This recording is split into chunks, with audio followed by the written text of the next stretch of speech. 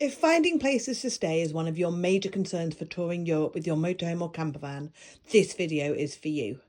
I know many people, myself included, feel overwhelmed when first road tripping in Europe, especially when it comes to campsites, airs, approved overnight spots and wild parking. In this video, I'll break down the various options, pros and cons for each, and how to make the best use of them. If you're new here, welcome. Hi, I'm Kat from the motorhome travel website Wandering Bird, and I'm here to help motorhome and campervan owners who want to take their vehicle to new places and countries, but are confused by the various options. Until today. So let's get into it. So let's work through this little list that I've got. So at the top, campsites. Campsites work exactly the same way as they do in the UK. Campsites are fairly easy to find. There are a couple of ways that I find them. The first is using the app Park for Night, that's with the number 4, and you can find campsites on there, you can find details, so you can find websites. There's loads of information you can actually get on the Park for Night app, but I tend to find if you go through to the campsite website, you'll obviously find more information about their facilities and whether they're dog friendly and all of this kind of thing, which is quite important to know. If you are traveling in the middle of peak season, high summer, and you want a campsite that's near a beach, that's got a kids club, that's got a surf school, that's got incredible swimming pools or a decent restaurant, or if you want what I would say a popular campsite in the middle of the popular time, absolutely book it up in advance, especially if you're going somewhere like, say, the Italian lakes that is insanely busy in July and August, and the likelihood of you getting a decent spot if you just turn up is not that high. So yeah, if you're traveling in the busy times to a busy area, absolutely. Or if there's a campsite you definitely want to, perhaps you're meeting friends there, or it's a place you want to go back to or something, then yeah, absolutely book it up, and that way you know for sure that you have got your spot. However, if you're traveling out of the peak season, or you don't mind so much about where you go, you want to go to a rough area, but most places have got more than one campsite, especially around a busy town or city, then if you're a little bit more flexible, prepared to come inland a bit or away from the most popular touristy areas, then you could absolutely find a campsite. Even in the peak of high summer, you can find places that have got availability for you. There is a website that I've used in the past called PitchUp, and they actually have got campsites in Europe. I use them all the time in the UK, but they do have some campsites in Europe. They don't have every campsite on there because obviously the campsite has to sign up to PitchUp, and I'm assuming they give them some form of commission for using the services, but you can find campsites in there that have got availability if you really need to use it. The other thing I recommend you do if you are able to travel outside of the school holidays is get a scheme called I call it ACSI, people laugh at me, they call it ACSI. It's spelled ACSI, so that's what I'm going to call it. And basically, if you go on the ACSI website, you can find something called a camping card. And the camping card is this scheme where a load of campsites from all over the place have actually got together, and they've said, well, if they are part of your scheme and they come to stay on the campsite, we'll give them a discount. And the discounts can be as much as 40% for the night. It's a lot of money to save. So if you are traveling a lot out of peak time, then yeah, I would definitely get an ACSI camping card. That will really help you. Now, the thing that I love about touring in Europe with a motorhome or a campervan is the flexibility that they offer. Now, Europeans like motorhomers, they like campervanners, they want to encourage them to visit their towns and their villages and even their cities and get you into the area. So rather than sticking you a billion miles away where it's impossible to get anywhere from that, they have created a network of approved overnight parking places, which are called airs in France, they're called sosters in Italy, and they're the same thing. You can find them all over Europe. And the way that these airs work, so you can't book them in advance. You can find out where they are and you can head in that direction, but if it's all full when you get there, it's literally first come first serve, so you would then need to move on to find another one. And some of them are free, which is brilliant, and I've stayed at some fantastic ones all over Europe actually, which are absolutely free. It's brilliant. Some of them, and most of them I would say now, have got a small charge, anywhere from €5 to €15 for the night, so a heck of a lot cheaper than a big campsite. Not many of them have got electric hookup, although a few that I've used do, and a few of them have got services, but not all. And by services, I mean places to empty your grey waste, which is more common. I would say the majority have probably got somewhere to empty your grey waste. and then somewhere to empty your toilet, which if they do have it will probably be for an additional charge. So top tip is to keep your €1 and €2 coins because you'll possibly need them. And then the other service obviously is to get fresh water. So normally if they have a toilet, they'll have put in a fresh water drinking tap, so it will be a full services. And again, if you use the app Park for Night, you can find out exactly where these airs are. You can see if they're free or if they're paid, and you can see what the reviews are like. You can see some photos, and it's really useful to be able to get an idea on what the place is like, and if you want to head that way to see if you can stay there. Now, if the idea of just driving to somewhere several hours away and not knowing if you are going to get a spot there is too intimidating for you, which I can understand. I've done it enough now that I know I'll always find somewhere. But I do remember at the beginning, the concept of that was so alien to us, being from the UK and not really having this network, that it was just daunting. So if that is too daunting, there is a new-ish scheme now called the Camping Car Park Scheme, which I highly recommend you become a member of if you want to book spaces up in advance. So with the camping car park, what they have done is some of the local heirs, they've decided that they can't afford to keep them going. They don't want to keep them going anymore, but they still want them there. So they've sold that land to the camping car park scheme. And camping car park, they've basically turned them into a network of CS and CL sites like we've got here.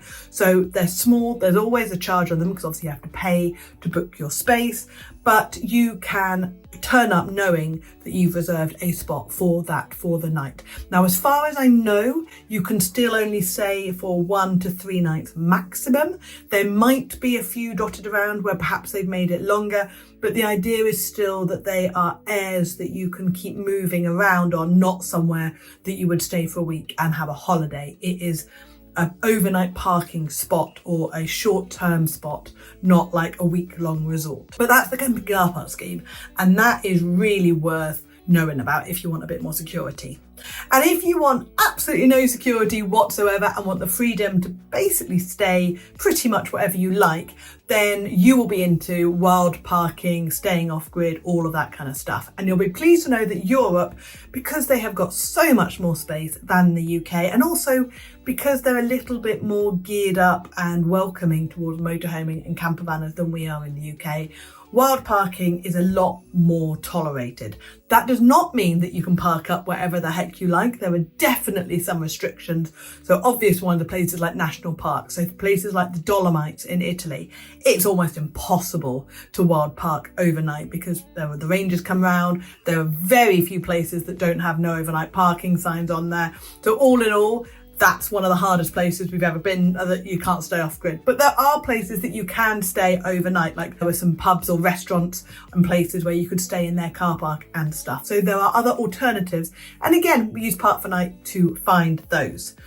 But if you don't want to stay in a national park and you don't want to stay right on a beachfront and you're happy to stay inland in perhaps like woodland areas and certainly much less crowded areas, there are loads of places that you can stay. Now, there are lots of rules that apply to wild parking, but the biggest one is obviously don't leave any mess behind you, don't leave any trace, don't cause any nuisance. And I highly recommend not getting any gear out because that then becomes camping rather than parking. So don't get your awning out, don't get your chairs out, don't do all the camping activities. Stay in your van, arrive late, leave early the next morning, and nobody will care as long as you haven't parked somewhere that's got a big no overnight parking sign on it. They do notice and they will report to you. But that's wild parking, and it is a brilliant way, especially if you go somewhere like Norway and Sweden, where I've been fairly recently, and they actually have laws that allow you to go touring and staying in a huge range of locations. The freedom of that is fantastic. I love it. It's one of my favourite things about touring around Europe. If you like wine, visiting vineyards, doing wine tours, doing farmers markets, shops, restaurants, pubs, there was a chocolate farm in France. There is a fantastic scheme called France Passion, and indeed, most of the other countries across Europe have also got similar schemes like the Britstops that we have in the UK. And these are a collection of different companies and businesses which have signed up to, let's use France Passion as an example. So they've signed up to France Passion and they're located all around France, obviously, And they say, well, if you come and you go on a wine tasting tour, or you have a meal in our restaurant, or you shop at our farmer's market, or whatever they are, if you spend money with them, you can stay for free overnight in our car park. Very, very few of them have got facilities. It's basically just a car park. But if you're going to go do all this stuff anyway, you might as well stay for free, especially if your van is set up to be off-grid, so you don't need electric hookup and you go at a time when you don't need water or emptying your toilet or any of that stuff. Then you've got a huge amount of flexibility, and you can save a lot of money, because the money that you would spend towards a campsite can then go towards one of these wine tasting tours or another bottle or 5. So that's a really good way of balancing what you're going over there to do anyway and saving some money. Now, one thing I do want to talk about is how you stay safe when you're using airs, and particularly when you're using wild park-ups. So there are a few things that I do when I'm choosing a place, and I tend to, again, find these places using the Park for Night app. I do use Search for Sites, but I tend to use Search for Sites in the UK, because Search for Sites is British based, so there's a lot of Brits using it, which is brilliant for the UK.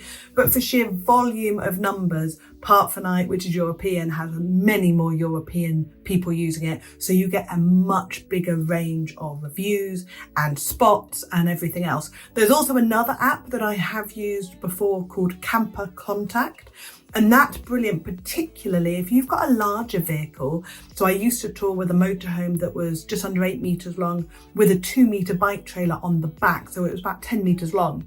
And when you're trying to find spots, particularly airs that are long enough, because most airs I would say is 7.5 meters, the majority of the parking spots. So if you're much longer than that, you probably get away with being about 8 meters, but any longer than that, you can't. So Camper Contact allows you to narrow down the places that are suitable for you with the length of your vehicle, which is brilliant. So those are the ways that I find these places. And then how I pick them is based on a couple of criteria. So the first thing I look for is photos. If there are no photos of the spot, I dismiss it immediately. I don't even bother.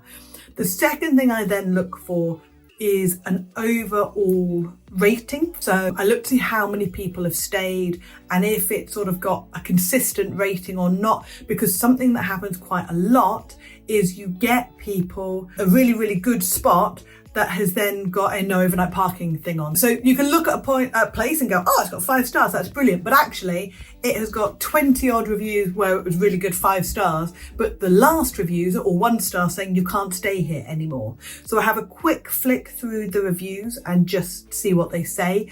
I also look on the photos for any signs of like boy racer skid marks and all that kind of stuff. And then especially if I'm going on a weekend, Friday night into the weekend, I tend to avoid those because I don't want a load of hassle. And then I also look, because I'm on my laptop all the time, I work from the road, I do all this other stuff, I look for Wi-Fi signal or any comment about Wi-Fi phone signal. Now, I've got a Starlink now, which does make things a little bit easier, but I still tend to look just to make sure that I've got a phone signal and things, especially when I'm camping on my own. I don't like to stay out in the middle of nowhere without any phone signal or anything like that. So that's what I look for. And then when I get to a place, you get a gut feeling about a place. Now, not all of us are attuned to this, and it's something that I have noticed way more the more I travel on my own, is being far more attuned to my gut instincts. So I listen to them, and if I'm not happy with a place when I've turned up and maybe it's covered in rubbish or maybe there's some shady people. There was a place in Slovenia that we pulled up with and it just looked dodgy and there were some really interesting characters around and I thought, I don't want to stay here.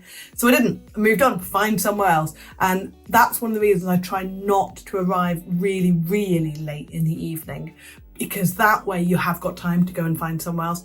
And also when I'm looking for a spot, I do have a look around to see how many other places. I may not look into all of them individually, but yeah, I always try and look and make sure there are other options if that doesn't work out. And don't forget, you don't have to use airs, and you certainly don't have to wild park. If the thought of that makes you uncomfortable, go find a campsite.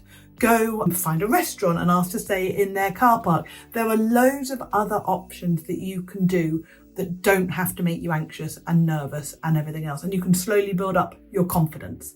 But those are the types of places that you can expect to find when you are touring in Europe.